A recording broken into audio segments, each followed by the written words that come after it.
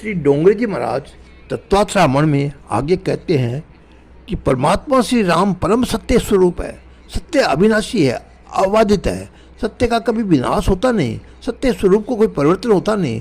सत्य शब्द का अर्थ भूत भविष्य वर्तमान इन तीनों कालों में जिसका स्वरूप एक सा ही रहता है। ईश्वर को छोड़कर जो कुछ भासता नहीं है वह क्षण क्षण बदलता है।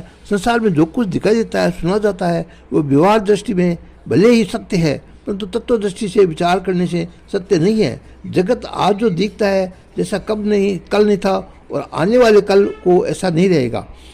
ये जगत असत्य है, जगत की पदार्थ दुखमय रूप है। इससे ज्ञानी पुरुष जगत का चिंतन करते नहीं। स्वप्न में भी आगे पीछे स्वप्न जैसे मिथ्या लगता है उसी प्रकार भगवान के साक्षात्कार से जगत मिथ्या लगता है। संसार असत्य होने पर भी मनुष्य को ज्ञान के कारण वो सत्य भासता है। ये सब सपने का खेल है, ब्रह्म है। जगत का आभास ईश्वर विषय ज्ञान से होता है। ये दृश्य जगत ब्रह्म रूप है, खोटा है। इतना होने पर भी सत्य रूप परमात्मा के आधार पर टिका होने से ये सत्य जैसा भासता है। परंतु ईश्वर के अतिरिक्त जो भी दिखता है वह सत्य नहीं है। ईश्वर के अतिरिक्त अन्य कुछ भी दिखे वह ईश्वर की माया है या माँ परमात्मा नहीं है या अर्थात है जो न होने पर भी है, जो नहीं होने पर भी दिखती है। इस ब्रह्म का नाम माया है। जगत नहीं है फिर भी दिखता है, परमात्मा है फिर भी दिखते नहीं, यही माया है। माया को मानना पड़ता है, माया बगैर व्यवहार हो सकता नहीं। ज्ञानी पुरुष माया को मानते हैं परंतु खोटी मानते हैं। माया असत्य है, ब्रह्म सत्य है। मनुष्य को सुखी होना हो तो सत्य में से स्नेह करे। मनुष्य को शांति से बैठकर विचार करना चाहिए कि इस जगत में सत्य क्या है और मिथ्या क्या है। विचार करते समय ध्यान में आएगा कि ये ईश्वर ही सत्य है। इसके बिना जो कुछ दिखता है वो सब व्यवहार काल में सत्य होगा नहीं। व्यवहार दृष्टि से भले ही सत्य होगा परंतु परमार्थ दृष्टि से विचार करने पर वह सत्य नहीं है। शतरंज के खेल में मोहरे अलग अलग नाम से पहचाने जाते हैं। इनमें हाथी है, घोड़ा है, ऊँट है, राजा है, मंत्री है, सिपाही है। खेल में ऐसा नियम होता है कि हाथी सीधा चलता है, ऊँट टेढ़ा चलता है। जब तक खेल होता है तब तक ही सब हाथी है, ये घोड़ा है, ऊँट है। और जब खेल समाप्त हो जाता है तो ये लकड़ी के टुकड़े में ही रह जाते हैं। न तो हाथी है न घोड़ा है। जो हाथी तो घोड़ा होता तो क्या डिब्बे में रह सकता था। खेल तो समय ऐसा मानने लगता है ये हाथी है और ये घोड़ा है, परंतु खेल पूरा हुआ कि पीछे वह लकड़ी है। ये संसार भी एक प्रकार का है। जब तक खेल है तब तक संसार में विषय सत्य जैसे लगते हैं, परंतु दृश्य पदार्थों से दृष्टि हटाकर आत्मस्वरूप में स्थिर होती है तब सत्य का दर्शन होता है और वह दृश्य पदार्थ मिथ्या है, अनित्य है ऐसा समझ में आ जाता है। जो दृश्य है वह क्षण क्षण बदलता है। जो सत्य है, जो दृश्य है वह अधिक अभाग में दुख ही देता है। परमात्मा दृष्टा है। दृश्य में दृष्टि को हटाओ और जगत को देखने वाले ईश्वर में दृष्टि को स्थिर करो। दृश्य परिणाम में विनाश रूप होने से ज्ञानी पुरुष दृश्य में दृष्टि रखते हैं नहीं, दृश्य वस्तु में मन को जाने नहीं देते अपितु सबके साक्षी परमात्मा की दृष्टि में दृष्टि स्थिर करते हैं। ये जगत असत्य है और सबके दृष्टा ईश्वर सत्य है ऐसा ज्ञानी मानते हैं। श्री राम सत्य है। राम जी का स्वरूप किसी दिवस बदलता नहीं। राम जी के राजा दशरथ ने कहा था कि आने वाले कल तुम्हारा अध्याभिषेक होने को है। ये सुनकर राम जी प्रसन्न हुए नहीं और जब राज्याभिषेक को मुहूर्त में केकई ने कहा कि बिल्कुल वस्त्र पहनकर तुम वन में जाओ तब परमात्मा वन में पधारे। मलिन हुए नहीं। मानो तो ऐसा है कि इसको कथा में ठीक जगह न मिले तो नाराज हो जाता है और मेरी जगह में दूसरा जगह कैसे बैठ गया। मनुष्य क्षण क्षण में शांति कमा देता है। कितने को तो हृदय बहुत जलता है। हृदय में जलाने जैसा कोई पाप नहीं है, चाहे कुछ भी हो, परंतु हृदय को जलाओ नहीं। तुम्हारे हृदय में भगवान विराजते हैं। हृदय में विराजे परमात्मा तुम्हारे मन की इंद्रियों को बुद्धि को प्रकाश देते हैं और तुम इस हृदय जलाओगे तो अंदर विराजे हुए परमात्मा का परिश्रम होगा। कोई कुछ नुकसान करे, कोई अपमान करे, कोई निंदा करे, सब इससे क्या हृदय को जलाने की तनिक भी जरूरत नहीं है। कोई तुम्हारी निंदा करे इससे तुम्हारा भी तनिक नुकसान होने का नहीं है। तुम्हारे लिए कोई खराब शब्द बोले इससे भी तुम्हारा बाल बांका होने को नहीं है। किसी का हाथ पकड़ा जा सकता है, किसी की जीभ पकड़ सकते नहीं। मनुष्य जीभ का ठीक उपयोग करता नहीं। जो अच्छा लगता है वैसा ही बोलता है तो परमात्मा का भय जगता नहीं। कोई तुम्हारी निंदा करे, तुम्हारे लिए खराब शब्द बोले तो तनिक भी हृदय को जलाना नहीं। हमेशा ऐसा अनुसंधान करो कि मेरे हृदय में भगवान विराजे हैं। हृदय को जलाकर परमात्मा को कष्ट देना नहीं है। परमात्मा के साथ जो स्नेह रखता है वो सुखी होता है। जो जगत को सत्य समझता है, जिसको जगत सच्चा लगता है, उसको शांति कायम रहती नहीं। जब अयोध्या कांड का प्रारंभ होता है, अयोध्या कांड में राम जी वन में पधारे हैं, वहाँ कलह होती है। जहाँ राम जी विराजते नहीं है वहाँ कलह नहीं। जहाँ सीता जी राम जी विराजते हैं कलह होती है, विषमता से कलह होती है, लोभ से। एक बार देवर्षि नारद जी रामचंद्र जी से मिलने के लिए अयोध्या गए। श्री रामचंद्र जी को आनंद हुआ, उठकर खड़े हो गए, नारद जी का स्वागत करके कहा कि संसार में फंसे हुए ग्रस्तों को आपके जैसे संतों के दर्शन दुर्लभ है, आपने बहुत कृपा की, आपको मैं कैसे शिक्षा करूँ। नारद जी ने कहा, आप जगत को गृहस्थ आश्रम में आदर्श बताते हैं, आप परमात्मा हो, मैं आपके सत्य स्वरूप को जानता हूँ। श्री रामचंद्र जी ने जगत को गृहस्थ धर्म का आदर्श बताया है और गृहस्थ जीवन कैसा होना चाहिए। शास्त्र में लिखा है कि गृहस्थ एक पत्नी व्रत का पालन करे और वह ब्रह्मचारी जैसा है। लग्न काम का विनाश करने के लिए कोई सुंदर वस्तु दिखे तो आँख और कान बिना कारण चंचल होते हैं। प्रत्येक बार मन समझता है कि मैं जिसका चिंतन करता हूँ तो मुझसे कभी मिलेगा नहीं, वह मेरा नहीं है और मेरा हो सकता ही नहीं, मेरे ऊपर इसके ऊपर जरा भी हक नहीं है। ऐसा सब समझने पर भी मन को इसका चिंतन करने में कुछ सुख भास आता है। तुम्हारे मन की दूसरा और कौन रक्षा करेगा, अपने मन का तो तुम स्वयं रक्षण करना पड़ेगा। जो मन में मुट्ठी को रखता है, मन की रक्षा करता है, वह महान बनता है। लग्न मन को पवित्र रखने के लिए, काम का विनाश करने के लिए, लग्न एक ही स्त्री में एक ही पुरुष में काम भाव स्थिर करने के लिए लग्न को धार्मिक संस्कार माना है। अपने शास्त्रों में स्त्री धर्म पत्नी कहा गया है, स्त्री काम पत्नी नहीं है। स्त्री धर्म सौहार्द्य होता है, पुरुष के हृदय में विवेक होता है। धर्माचरण स्नेह और विवेक एक दूसरे के पूरक है। स्त्री पुरुष का पति पत्नी का संबंध धर्म के लिए है, परमात्मा के लिए है। श्री रामचंद्र जी के चरणों में जाना है, परंतु श्री राम दर्शन में, श्री राम मिलन में काम विघ्न करता है। ये शरीर की काम में है, इस शरीर में काम बैठा है। माता पिता के मन में काम वासना जागृत होने पर इस शरीर का जन्म हुआ है, शरीर में काम है और उस काम का विनाश ही लग्न का लक्ष्य है।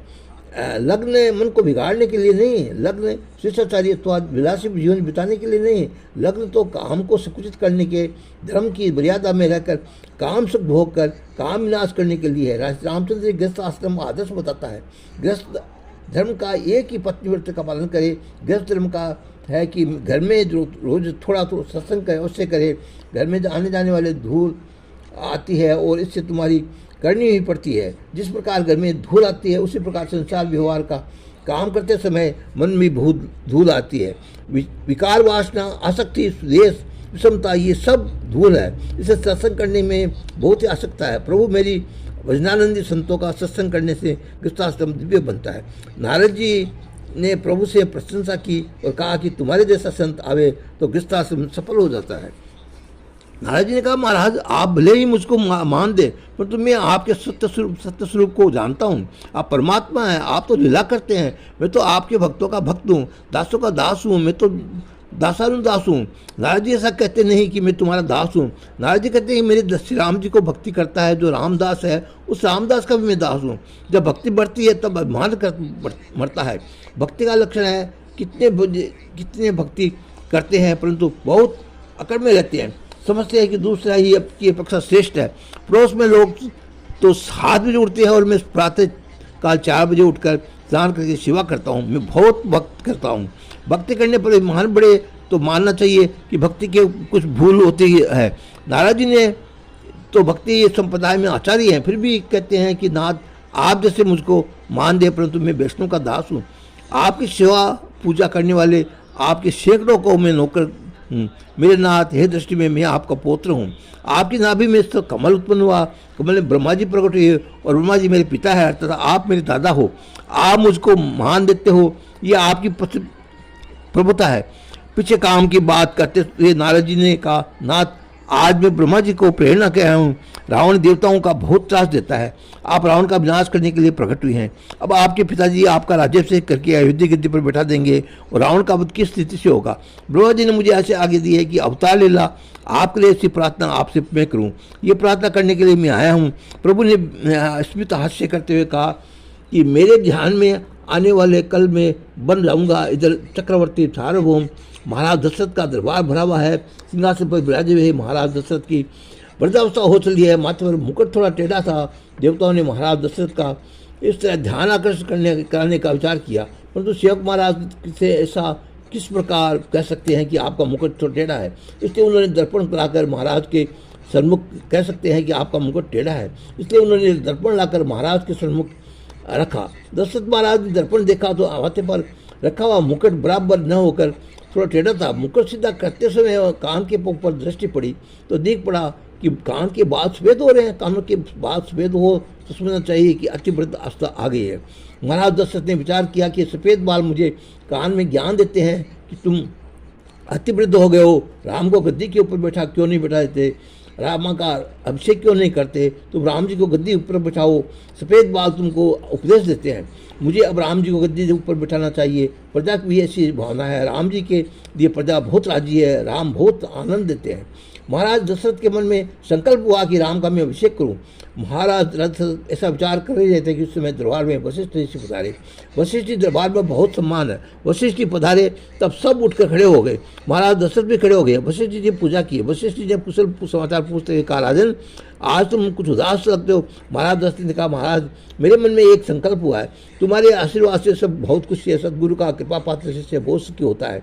तुमने मेरे ऊपर बहुत कृपा की है, तुम्हारे आशीर्वाद से राम लक्ष्मण जैसे बालक है, बालक बहुत चतुर है, मैं सब भांति से सुखी हूँ। तो हमारे आशीर्वाद से मेरे जीवन में समस्त कार्य पूर्ण हो गए, सफल हो गए हैं। अब एक काम बाकी है, बालक अब बड़े हो गए हैं और मेरी ये वृद्धावस्था हो गई है, शरीर का भरोसा नहीं है, शरीर कब छूटेगा ये कहा नहीं जा सकता, शरीर अब दुर्बल हुआ है।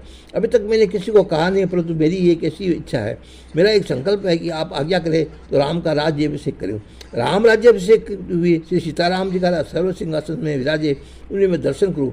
पीछे मेरी कोई भी इच्छा बाकी रहती नहीं है, पीछे मैं सुख से रहूँगा। मेरी एक ही कामना है कि अब शीघ्र राम राज्याभिषेक हो जाए, मेरा राम सबको अच्छा लगता है, अच्छा आज्ञा दे तो मैं राम अभिषेक करके गद्दी के ऊपर बैठा दूँ। वशिष्ठ जी ने कहा, राजन तुम्हारा विचार बहुत सुंदर है, हमारा भी यही इच्छा है कि राम राज्याभिषेक हो। महाराज दशरथ ने कहा, महाराज आप कोई ठीक मुहूर्त निकालो, उसी शुभ मुहूर्त में मैं राम का राज्याभिषेक करके गद्दी के ऊपर बैठा हूँ। वशिष्ठ महाराज ज्ञानी थे, उन्होंने विचार किया कि आज मैं कोई मुहूर्त निकालूं, उस मुहूर्त में राम जी गद्दी पर बैठने वाले नहीं है। वशिष्ठ जी सब जानते थे, इसलिए वशिष्ठ ने कहा, राजन जिस दिन राम जी गद्दी पर बैठेंगे वह दिन चाहे जैसा भी हो, परंतु मुहूर्त बन जाएगा। तुमको मैं कहूँगा क्या बताऊँ, क्या मुहूर्त बताऊँ, राम गद्दी के ऊपर बैठे वही दिन मुहूर्त दिन है। वशिष्ठ जी की वाणी गूढ़ार्थ से भरी हुई थी। वशिष्ठ जी के मन में समझते थे कि महाराज दशरथ जिस दिन का निश्चय कर रहे हैं उस दिन राज्याभिषेक होना नहीं है। इस तरह डोंगरी जी महाराज तत्वार्थ रामायण में आगे करते हैं, वो मैं आपको बताऊँ। उस समय तक के लिए जय सिया राम, जय सिया राम।